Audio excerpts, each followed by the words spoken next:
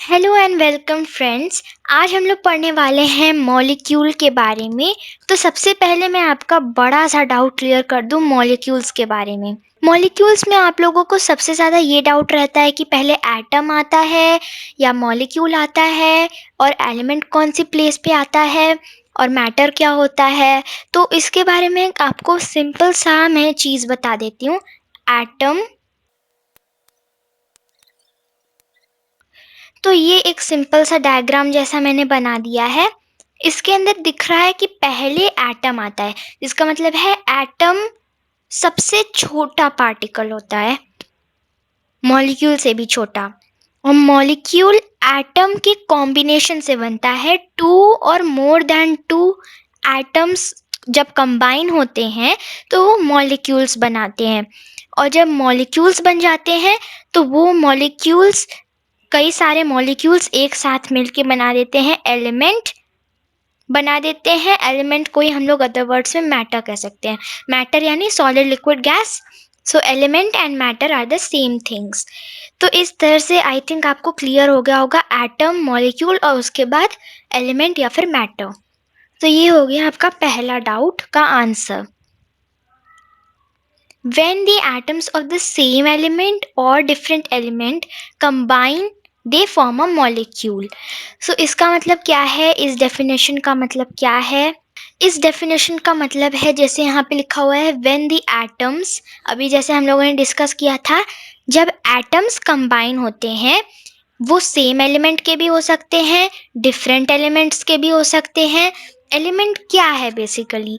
Element हो सकता है, जैसे आप लोग सुनते हो, हाइड्रोजन हो सकता है, हीलियम हो सकता है, ऑक्सीजन हो सकता है, नाइट्रोजन हो सकता है, फ्लोरीन, कार्बन, ब्रोमीन, आयोडाइन। तो ये सारी जो भी चीज़ें हैं वो गैस भी हो सकती हैं, सॉलिड भी हो सकती हैं, लिक्विड भी हो सकती हैं।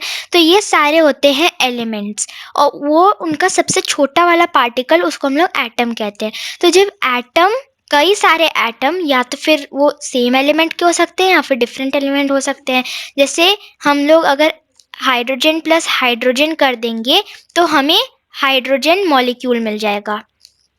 इसका मतलब क्या है, यहाँ पे हाइड्रोजन और ये वाला हाइड्रोजन, ये दोनों जो हैं सेम एलिमेंट्स हैं। ये दोनों जो है एक साथ सेम एलिमेंट्स हैं, और अगर हम लोग सेपरेटली देखें तो ये एक एक एटम है। तो ये दोनों सेम एलिमेंट के हैं, और वो जब उनको कंबाइन कर दिया तो उन्होंने बना दिया H2। फॉर्मूला है ये हाइड्रोजन का। अब वैसे ही अगर मैं बात करूं CO2 की, तो इसके अंदर दो डिफरेंट एलिमेंट्स कंबाइन हुए हैं, जिसका मतलब है इसके अंदर कार्बन एक बार कंबाइन हुआ है और ऑक्सीजन दो बार कंबाइन हुआ है। तो जब हमने इसको कंबाइन किया तब हमें फॉर्मूला मिला CO2, जिसका मतलब क्या है, इसमें डिफरेंट एलिमेंट्स का यूज हुआ है। ये अभी भी एटम्स ही हैं। CO+O मतलब कार्बन प्लस ऑक्सीजन, ये सेपरेट सेपरेट एटम्स हैं, लेकिन डिफरेंट एलिमेंट्स के हैं। कार्बन डिफरेंट एलिमेंट है, ऑक्सीजन डिफरेंट एलिमेंट है, और जब उनको कंबाइन कर दिया तो वो बन गए CO2। CO2 का एक मॉलिक्यूल बना दिया इन एटम्स ने जो डिफरेंट एलिमेंट्स के हैं। तो इस तरह से हमें समझ आया कि मॉलिक्यूल होता क्या है। अब इससे आपको और भी चीज़ें समझनी होंगी, जैसे मैं आपको अभी कुछ एग्जांपल्स देती हूँ, एग्जांपल से अच्छा समझ आता है। तो यहाँ पर एक चीज़ लिखी हुई है, same element atoms making a molecule. इस स्टेटमेंट का मतलब क्या है? Same element atoms making a molecule, यानी सेम एलिमेंट, यानी हम लोगों ने देखा था हाइड्रोजन, जब हम लोग हाइड्रोजन प्लस हाइड्रोजन ने हम लोगों ने किया तो वो बनाया H2।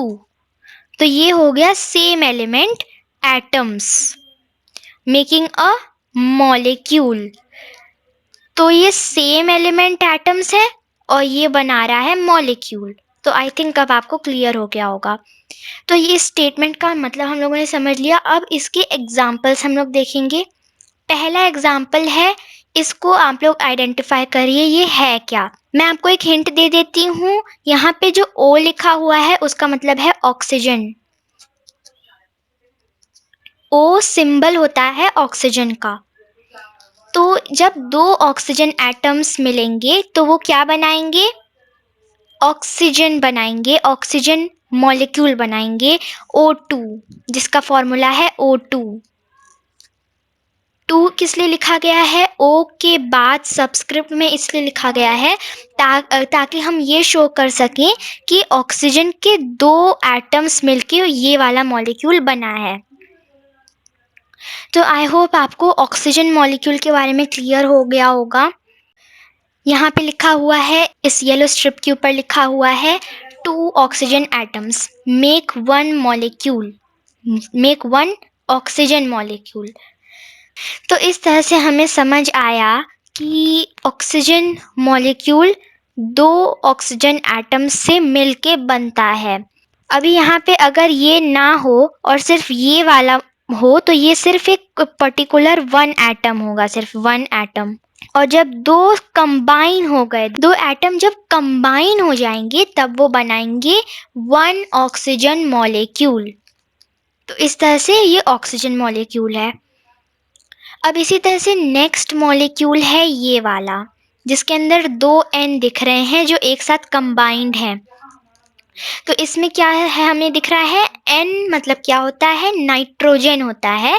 और जब 2 नाइट्रोजन के एटम्स को कंबाइन किया गया तो वो बना दिया एक फॉर्मूला N2, जो कि एक मॉलिक्यूल है, नाइट्रोजन मॉलिक्यूल है। तो येलो स्ट्रिप के ऊपर लिखा हुआ है 2 nitrogen atoms make 1 nitrogen molecule.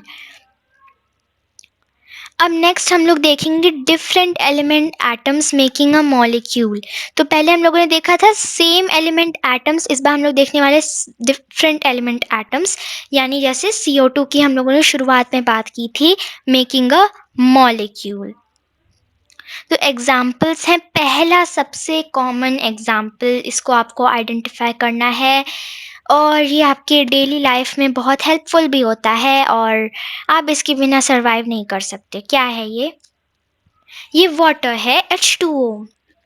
अब H2O क्यों लिखा हुआ है? H2O इसलिए लिखेंगे ताकि हम इस फॉर्मूला से, जैसे लिखा है H2O, तो इस फॉर्मूला से हमें ये समझ आए कि इसके अंदर क्या है। इस येलो स्ट्रिप के ऊपर आप लोग देख सकते हैं 1 oxygen atom and 2 hydrogen atoms. तो आई होप आपको वाटर मॉलिक्यूल के बारे में पता चल गया होगा। अब ये डायग्राम है कार्बन डाइऑक्साइड का, जिसको हम लोग कहते हैं CO2। अब यहाँ पे 2 को हमने O के बाद क्यों लिखा, एंड में क्यों लिखा? क्योंकि डाइऑक्साइड लिखा हुआ है। आप लोग जानते ही होंगे डाई मतलब क्या होता है साइंस के अंदर। डाई मतलब होता है 2, मोनो मतलब होता है 1, ट्राई मतलब होता है 3 एंड पॉली मतलब होता है 4। तो इस तरह से अब्रीविएशंस बनाए गए हैं। और जब कार्बन हम लोग बात करते हैं तो हमें पता चलता है C के बारे में। फिर जब हम लोग डाइऑक्साइड की बात करते हैं, डाई मतलब हम लोग जानते हैं 2, और डाई के साथ में जुड़ा हुआ है ऑक्साइड। ऑक्साइड मतलब क्या होगा? हमेशा ऑक्साइड मतलब O होगा, ऑक्सीजन होगा, और डाई लिखा हुआ है मतलब 2। तो ये बन गया हमारा CO2 मॉलिक्यूल, और ये उसका एक डायग्राम है। तो इसके अंदर 1 कार्बन एटम होता है और 2 ऑक्सीजन एटम्स होते हैं। इस एग्जाम्पल में हमारा पता चल रहा है सिलिकॉन डाइऑक्साइड SiO2। इसका मतलब क्या है? सिलिकॉन डाइऑक्साइड मतलब होता है सैंड। सिलिकॉन डाइऑक्साइड मतलब होता है सैंड। और SiO2 इसमें लिखा हुआ है, सिलिकॉन का जो सिंबल होता है वो Si होता है, और O मतलब हम लोग जानते हैं ऑक्सीजन, और डाइऑक्साइड लिखा हुआ है मतलब 2। तो फाइनली क्या बन गया? SiO2। ये एक मॉलिक्यूल है जिसके अंदर यहाँ पे 2 ऑक्सीजन के एटम्स हैं और बीच में ये है एक सिलिकॉन का atom, 1 silicon atom and 2 oxygen atoms. अब इसके बाद हम लोग समझने वाले हैं एटॉमिसिटी के बारे में। एटॉमिसिटी का मतलब क्या होता है? तो एटॉमिसिटी का मैं आपको बेसिक सा मतलब समझा देती हूँ एक डेफिनेशन के through. The number of atoms present in one molecule of an element. अब इसका मतलब क्या है? Number of atoms present in one molecule of an element. तो जैसे हम लोग अगर एग्जाम्पल ले लें, जैसे हम लोग यही वाला एग्जाम्पल ले लें, सिलिकॉन डाइऑक्साइड, इसके अंदर हम लोग देख सकते हैं ये एक मॉलिक्यूल है। अब इसके अंदर कितने एटम्स दिख रहे हैं? ये 1, ये वाला 2 और ये वाला 3। तो कितने एटम्स इस मॉलिक्यूल को बना रहे हैं? 3 atoms. 3 atoms make this molecule. तो जब ये 3 एटम्स को कंबाइन किया गया तब बना ये मॉलिक्यूल SiO2। तो SiO2 इस मॉलिक्यूल में 3 एटम्स हैं, 3 एटम्स होते हैं। So that means the atomicity is also 3। तो यहाँ डेफिनेशन क्या पढ़ रही है, इसको आपको थोड़ा कंसंट्रेट करके पढ़ना पड़ेगा। The number of atoms present in one molecule of an element. इस ऑफ एन एलिमेंट की कोई ज़रूरत नहीं है, इससे आपको कंफ्यूज होने की कोई ज़रूरत नहीं है, इतनी डेफिनेशन ज़रूरी है। The number of atoms present in one molecule. तो 3 एटम्स अगर किसी मॉलिक्यूल में है तो उसकी एटॉमिसिटी भी 3 होगी। अब जैसे मैं एग्जांपल ले लूँ H2O की, तो इसमें कितने एटम्स हैं? H2 है, हाइड्रोजन के 2 एटम्स हैं और ऑक्सीजन का 1 एटम है। तो फाइनली कितने हो गए? 3 atoms. That means the atomicity is also 3। अब मैं कोई और डिफरेंट एग्जांपल लेती हूँ। जैसे मैंने ले लिया एग्जांपल, सपोज मैंने ले लिया ऑक्सीजन मॉलिक्यूल। ऑक्सीजन मॉलिक्यूल ले लिया O2। तो इसके अंदर कितने मॉलिक्यूल, इसके अंदर कितने एटम्स हैं? 2 ऑक्सीजन एटम्स हैं, यानी एटॉमिसिटी भी 2 होगी। 2 atoms, that means atomicity is also 2। सो इस तरह से एटॉमिसिटी होती है। किसी भी एलिमेंट की आपको एटॉमिसिटी निकालनी है तो उसका फॉर्मूला आपको देखना होगा। अब हम लोग इसको किसी और एग्जांपल से समझते हैं। जैसे ये अभी मैंने आपको बताया H2O के बारे में, ये H2O है वाटर मॉलिक्यूल। तो जब ये H2O के अंदर 3 एटम्स हैं, ये 1 एटम, ये 2 एटम और ये 3 एटम। सो जब 3 एटम्स कंबाइन हुए तब उन्होंने वाटर मॉलिक्यूल बनाया H2O। So atomicity is also 3। तो ये हो गई एटॉमिसिटी, ऑल अबाउट एटॉमिसिटी। अब नेक्स्ट हमारा टॉपिक है types of molecules based on number of atoms, atomicity. तो 3 उसके 4 टाइप्स होते हैं। Monoatomic 1 atom, diatomic 2 atoms, try atomic 3 atoms and poly atomic 4 atoms. तो इसका मतलब क्या है कहने का? मोनो एटॉमिक लिखा हुआ है, अभी मैंने आप लोगों को बताया था मोनो के बारे में। मोनो क्या होता है? 1। डाई क्या होता है? 2। ट्राई क्या होता है? 3। पॉली क्या होता है? 4। तो ये एटॉमिक लिखा हुआ है, मोनो एटॉमिक मतलब एटम। तो जब मोनो एटॉमिक वर्ड है तो उसका मतलब होगा 1 एटम। डाई एटॉमिक है तो मतलब 2 एटम, और वैसे ही tri atomic 3 atom, poly atomic 4 atoms. अब इसके बारे में हम लोग एग्जाम्पल्स देखेंगे मोनो एटॉमिक 1 बाय 1। तो ये क्या है? ये है मोनो एटॉमिक मॉलिक्यूल, जिसके अंदर ये है एक जिंक मॉलिक्यूल। तो ये मोनो एटॉमिक किस लिए है? क्योंकि इसके अंदर हम लोगों को सिर्फ 1 एटम दिख रहा है। 1 atom is making this molecule, so that's why this is a mono atomic molecule, 1 zinc atom. अब मोनो एटॉमिक मॉलिक्यूल के और भी एग्जांपल्स होते हैं, जैसे नोबल गैसेस। जितनी भी नोबल गैसेस होती हैं वो सब की सब मोनो एटॉमिक मॉलिक्यूल होती हैं। जैसे मैं अगर एग्जांपल दे दूं, He यानी helium, argon Ar, radon Rn and krypton Kr and many more. तो इतने सारे हमारे जितने भी नोबल गैसेस होती हैं वो सारी की सारी मोनो एटॉमिक मॉलिक्यूल उनका होता है। जिसके अंदर सिर्फ वन एटम है। तो इस तरह से हमारा बन गया मोनोएटॉमिक मॉलिक्यूल। अब वैसे ही यहाँ पे डाई एटॉमिक मॉलिक्यूल्स की बात हो रही है, oxygen O2 and nitrogen NO2। मैंने यहाँ पे दो एग्जाम्पल लिए हैं। ऑक्सीजन का ये एग्जाम्पल है, इसके अंदर हम लोग देख सकते हैं one atom and two atoms. So जब one and two atoms combine हुए तो उन्होंने बना दिया ऑक्सीजन मॉलिक्यूल, जो कि एक डाई एटॉमिक मॉलिक्यूल है। वैसे ही नाइट्रोजन में हम लोग देख सकते हैं ये ये वन एटम एंड ये टू एटम्स।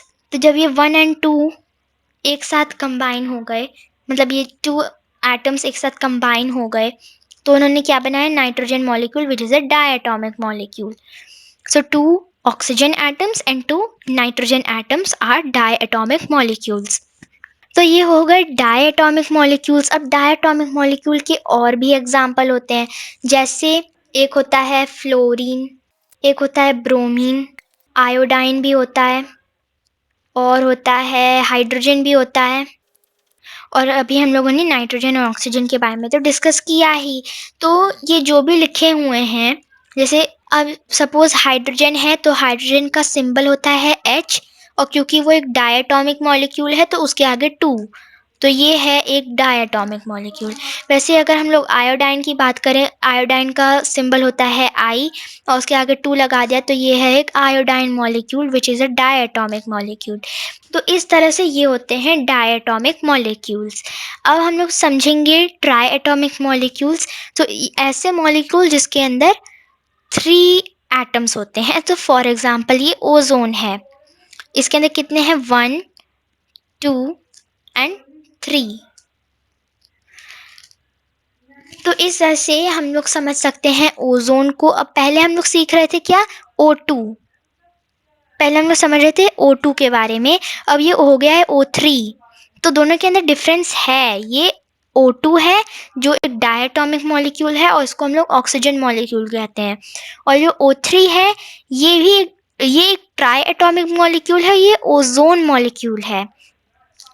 इसका फॉर्मूला होता है O3 और इसका होता है O2, तो दोनों में काफ़ी डिफरेंस है।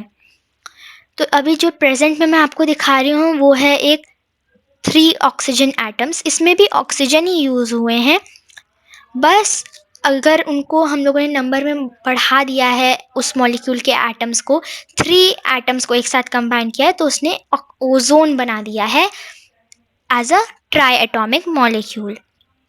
अब नेक्स्ट है हम लोगों का लास्ट टॉपिक है हमारा पॉली एटॉमिक मॉलिक्यूल्स, जिसके अंदर 4 एटम्स होते हैं। फॉर एग्जाम्पल फॉस्फोरस, तो इसके अंदर हम लोग देख सकते हैं ये है 1 एटम, ये है 2 एटम, ये है 3 एटम एंड ये वाला है 4 एटम्स। सो 4 एटम्स कंबाइन हुए हैं to form the phosphorus molecule, that is P4।